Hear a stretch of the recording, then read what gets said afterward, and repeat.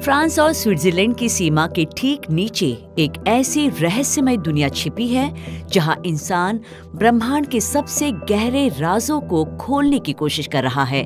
ये जगह है सर्न, न्यूक्लियर रिसर्च के लिए यूरोपियन ऑर्गेनाइजेशन, यानी मानवता की सबसे एम्बिशियस साइंटिफिक लेबोरेटरी। वो वैज्ञानिक प्रयोगशाला जिसने दुनिया की सोच में सुपर मैग्नेट, विशाल सुरंगें और लाइट स्पीड से स्मैश होते पार्टिकल्स की तस्वीरें भर दी है। लेकिन आखिर वहां हो क्या रहा है? कौन से एक्सपेरिमेंट्स वहां चल रहे हैं? और ये सब हमारी रोजमर्रा की जिंदगी में कैसे जुड़ता है? इन्हीं सवालों का जवाब जानने के लिए हम उतरेंगे सर्न की उसी हैरतअंगेज दुनिया में। तो क्या तैयार हैं आप? स्वागत है आपका विज्ञान 360 में।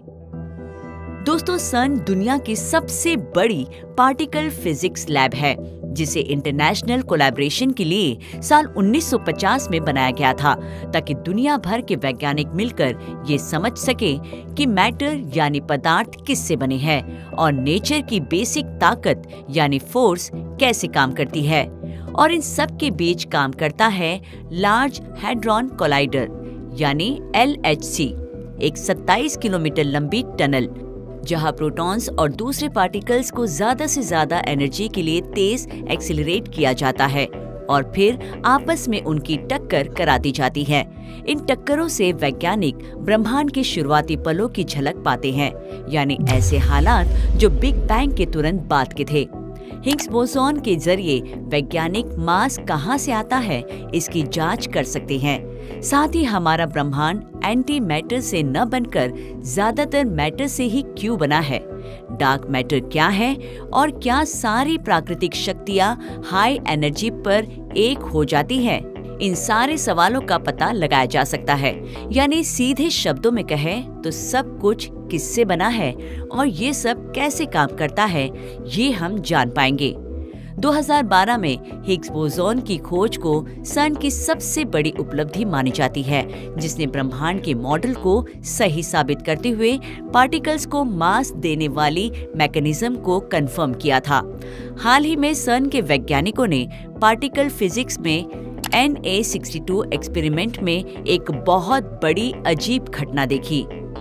क्योन डीके, जो लगभग 10 अरब पार्टिकल्स में सिर्फ एक बार होती है, इतनी कम संख्या में होना इसे बेहद खास बनाता है। लेकिन सवाल ये है कि ये इतना बड़ा मामला क्यों है? क्योंकि ऐसे रेयर प्रोसेसेस कभी कभी न्यू फिजिक्स के लिए काफी सेंसिटिव मुद्दा बन जाती हैं, जो हमारे करंट स्टैंडर्ड मॉडल से परे है।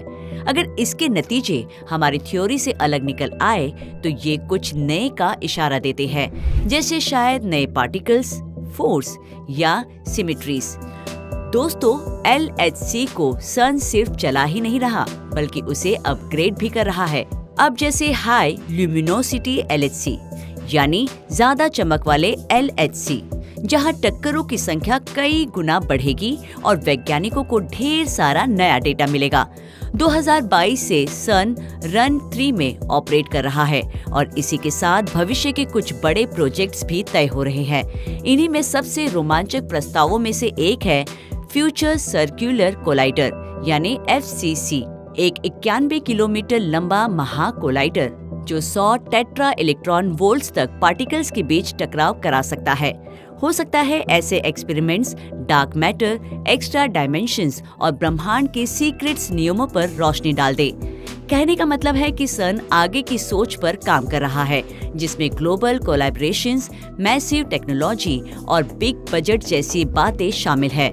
अब कोई विज्ञान में इतना काम करे तो उसे लेकर अफवाहें भी उड़ेंगी ही। सर्न के साथ भी ऐसा ही हो रहा है, जिसे लेकर सवाल उठते रहते हैं कि सर्न पोर्टल खोल देगा, सर्न ब्लैक होल बना देगा जो पूरी दुनिया को बर्बाद कर सकता है। लेकिन वैज्ञानिकों का कहना है कि LHC कोलिजन्स की एनर्जी उन पार्टिकल्स की एनर्जी से बहुत ही कम होती है जो कॉस्मिक रेज के रूप में प्राकृतिक तरीके से पृथ्वी पर गिरती है। तो ये सारी बातें सिर्फ डर और मिथक है, जिसका विज्ञान से कोई लेना देना नहीं है। सर्न सिर्फ पार्टिकल्स फिजिक्स तक सीमित नहीं है, बल्कि ये एक वर्ल्ड वाइड वेब यानी जाल है। जी हाँ, इंटरनेट का जन्म भी सर्न में ही हुआ। 1989 में टिम बर्नर्स-ली ने ही वेब की शुरुआत की थी। इसके अलावा super conducting magnets, cryogenics, detector technology और कंप्यूटिंग, इन सब में सन ने ही दुनिया को नई दिशा दी। 100 से ज्यादा देशों के वैज्ञानिक यहाँ मिलकर काम करते हैं। ये असली इंटरनेशनल कॉरपोरेशन का मॉडल है। स्टूडेंट्स, इंजीनियर्स और फिजिसिस्ट के लिए सन पॉसिबिलिटीज की जीती जागती लेबोरेटरी है।